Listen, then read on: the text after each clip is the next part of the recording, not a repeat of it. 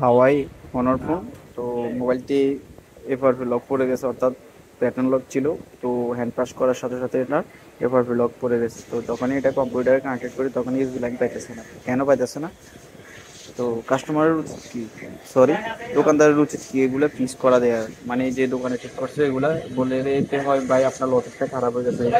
তো এই ফোনটাতে দেখতেছেন এটা দুটা লাইন টেরে দেওয়া হয়েছে, একটা শুধু নর্মালে চার্জ হওয়া, ঠিক আছে, যে ফাস্ট চার্জিং যেটা সেটা কখনোই হবে না। তো এটা লজিকটা পুরোই বাদ হয়ে গেছে। যে আবার নেটওয়ার্কের যে অ্যান্টেনাটা দেখতেছেন এটা দিয়ে জাম্পেয়ার করে দিছে। তো এর থেকেও বেটার কি এটা 300, 350 বা 400 টাকা দিয়ে এটা চেঞ্জ করে নেওয়া, ঠিক আছে। এই যে ঠিক করছে যে সে তো 150 বা 200 টাকা নেবে, ঠিক আছে, তার থেকেও বেটার কি এটা কয় টাকা দিয়ে এটা চেঞ্জ করে দেওয়াই ভালো। তো এখন আমি ইউএসবি লাইনটা যখন কম্পিউটারের সাথে অ্যাড করি তখন এটা পায় না। কেন পায় না? এর কারণে